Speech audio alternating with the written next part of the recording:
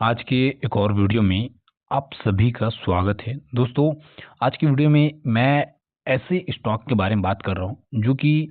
अभी के समय में एकदम चर्चा बना हुआ है। अगर आपने 118 वाला जो प्राइस देख रहे हैं, ये प्राइस अगर आप देख रहे हैं और आपका अगर कैपिटल इस स्टॉक में लगा हुआ है तो आपके लिए ये वीडियो बहुत ही इंपॉर्टेंट है। दोस्तों, जब से सरकार की जो नीति है, जो मूवमेंट है, उस मूवमेंट को देखते हुए सरकार से जब से समझौता हुआ है, उसके बाद जो एक अलग लेवल का नए लेवल का जो डिसाइड हुआ है, नए लेवल पे जो एक बॉन्ड हुआ है, उसको देखते हुए एक चीज मैं आपको बता रहा हूँ कि इस स्टॉक का जो मैं बात कर रहा हूँ, ये कोई मामूली स्टॉक नहीं है।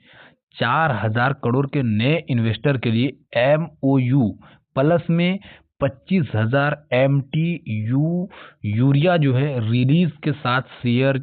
जो खेल है वो बदल सकता है अभी के समय में। ये जो प्राइस आप 118 का देख रहे हैं, ये कोई मामूली प्राइस नहीं है इस स्टॉक के लिए। मैं बात करूंगा आज प्रदीप फास्पेट लिमिटेड का। आपको पता होगा कि प्रदीप फास्पेट लिमिटेड किस लेवल को ब्रेक करने के बाद काम करते हैं। अभी अभी मैं आपको दिखाता हूँ एक चीज, आप देख पाएंगे कि आज जैसे कि देख पा रहे हैं कि मार्केट में हुआ क्या कि ये 118 के आसपास आकर के ये क्लोजिंग दिया। ठीक है, ये 118 के आसपास आकर के क्लोजिंग दिया, लेकिन ये स्टॉक आप देख पाएंगे कि कल के दिन जैसे मॉर्निंग का अगर मैं बात करूँ 119 पे ट्रेड कर रहा था। आप यहाँ पे देख पाएंगे 119 पे ये ट्रेड कर रहा था। ठीक है, लेकिन आखिर क्यों चर्चा में बना हुआ है, क्या रीजन है? 4,000 करोड़ का जो इन्वेस्टर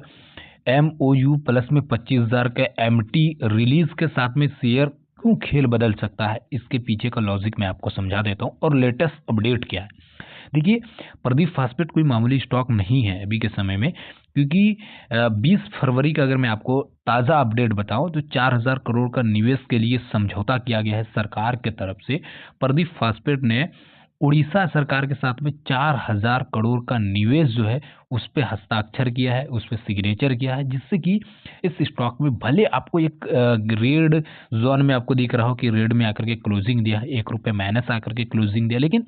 अभी से मैं आपको 5 दिन उसके साथ आपको 1 महीना पहले का अगर मैं इस स्टॉक का आपको एनालिसिस दिखाऊं, चार्ट दिखाऊं, तो आपको पता चलेगा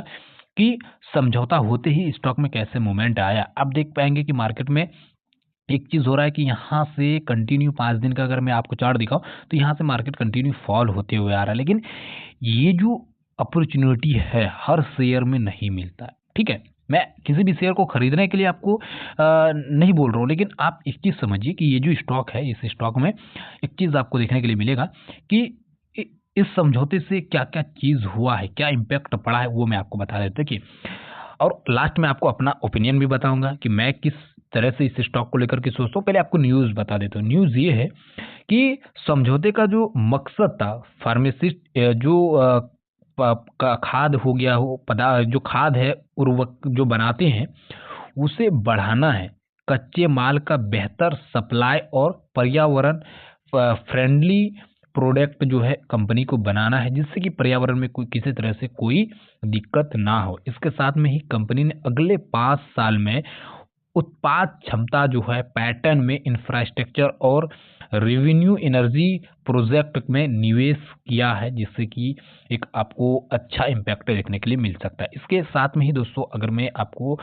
और बताऊं कि आज ही का रिजल्ट जो अपडेट है 25,000 MT यूरिया का प्रोविजनल रेटिंग जो आया है, उसमें क्या है, प्रदीप फास्फेट ने 25,000 MT यूरिया का स्थानीय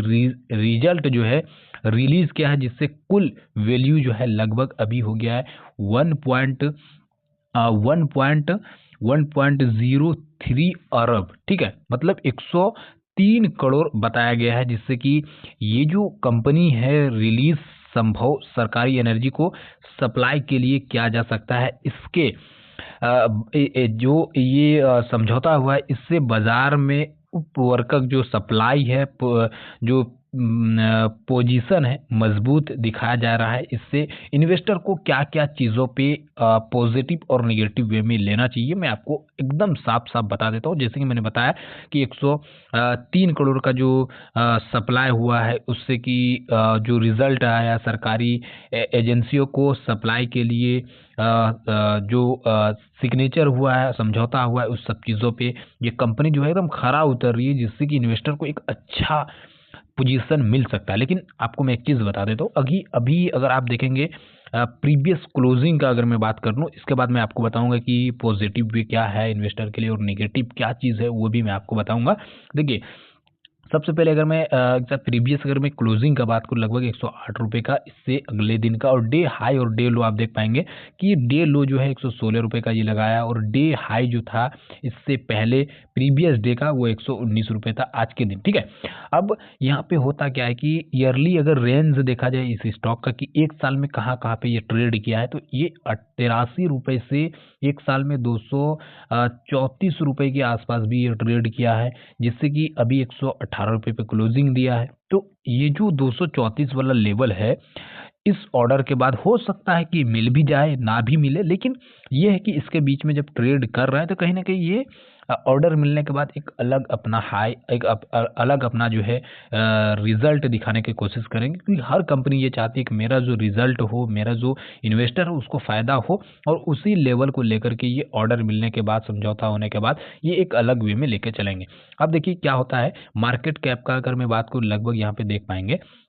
कि लगभग 122 करोड़ का मार्केट, लगभग 122.48 बिलियन का इंडियन मार्केट के जो ये मार्केट कैपिटल है इसका, और यहीं पे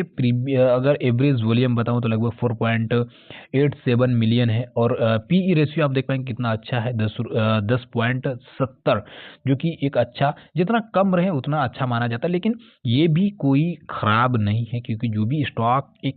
लंबे समय में कुछ बड़ा करने की कोशिश करता है उसका थोड़ा बहुत ऊपर नीचे रहता है। ठीक है, अगर मैं बात करूँ इसका डिविडेंड, ईयरली डिविडेंड कितना दिया है, 0.85% का ईयरली डिविडेंड दिया है, और इसके साथ में ही ये जो है इसका मार्केट कैप को देखते हुए और इसका जो देख पाएंगे रेंज जो बनाया है ये 118 और 232 रुपये का, ये रेंज कहीं ना कहीं एकदम आपको देखने के लिए मिलेगा, अपडेटेड रेंज है। ठीक है, अब मैं आपको बताता हूँ पॉजिटिव पॉइंट क्या है इस स्टॉक को लेकर। ठीक है, देखिए, बड़ा गवर्नमेंट जो टर्न अप है, जो 400 करोड़ का एमओयू से फ्यूचर कैपिटल और रेवेन्यू ग्रोथ की संभावना मजबूत दिखा रहे हैं, और बड़े इंफ्रास्ट्रक्चर निवेशक से लॉन्ग टर्म प्रोडक्शन बढ़ा सकते हैं। इसके साथ में ही सप्लाई जो है जो एक्टिव है, लगभग 25,000 मीटिंग टन का यूरिया सप्लाई के लिए शॉर्ट टर्म और जो कैश फ्लो में मदद मिल सकती है। इसके साथ में ही दोस्तों आपको एक चीज़ मैं और बताता हूँ, ये कदम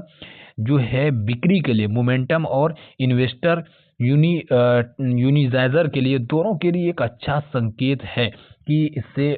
इन्वेस्टर को भी फायदा पहुंचने वाला है, कंपनी को भी फायदा पहुंचने वाला है, आने वाले समय में भी एक अच्छा ग्रोथ दिखा सकता है।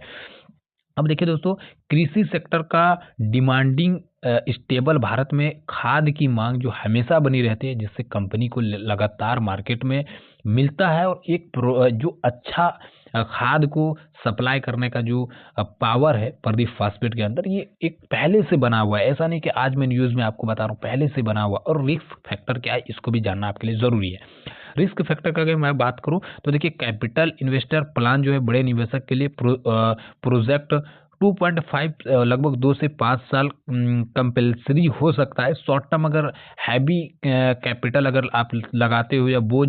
हो रहा है, तो इससे कैश रेवेन्यू पर जो है प्रेशर पड़ सकता है कि कम कैपिटल में लंबे समय के लिए हमको दौड़ना, आपके अंदर जो प्रेशर है वो आपको पड़ सकता है। इसके साथ में ही कमोडिटी प्राइस वोलेटिलिटी में जो खाद का कच्चे माल की कीमत अगर गिरती है तो मार्जिन में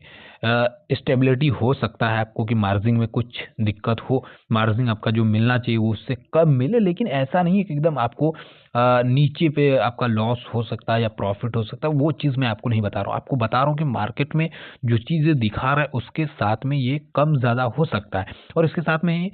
जो कंपनी है, पॉलिसी है कंपनी का, उसके ऊपर रिस्क थोड़ा बहुत है, क्योंकि नीति में बदलाव में जो खाद की कंपनी है उसको असर देखने के लिए मिलता है। अगर सरकार किसी भी तरह की नीति में बदलाव आता है तो इससे मार्जिन में प्रभाव पड़ सकता है। दोस्तों, मैं किसी भी स्टॉक को खरीदने या बेचने की सलाह नहीं देता हूँ, लेकिन आपको मैं न्यूज़ के माध्यम से रेगुलर अब अपडेट करने की कोशिश करूँ, क्योंकि मैं हर उस स्टॉक के बारे में आपको बताऊंगा जो कि आने वाले समय में एक अच्छा ग्रोथ दिखा सकता हो, जो कैपिटल लोग जिसके ऊपर ज़्यादा भरोसा करते हैं, ऐसे स्टॉक के ऊपर मैं एनालिसिस करके लेकर के आऊंगा। और हो सके तो वीडियो को लाइक करके एक प्यारा सा कमेंट कीजिएगा, और आपके पास कितना क्वांटिटी है वो भी बताइएगा, जिससे कि मैं और आगे आप लोग को अपडेट कर पाऊँ। मिलता हूँ दोस्तों एक और नए वीडियो में, जब तक के लिए धन्यवाद।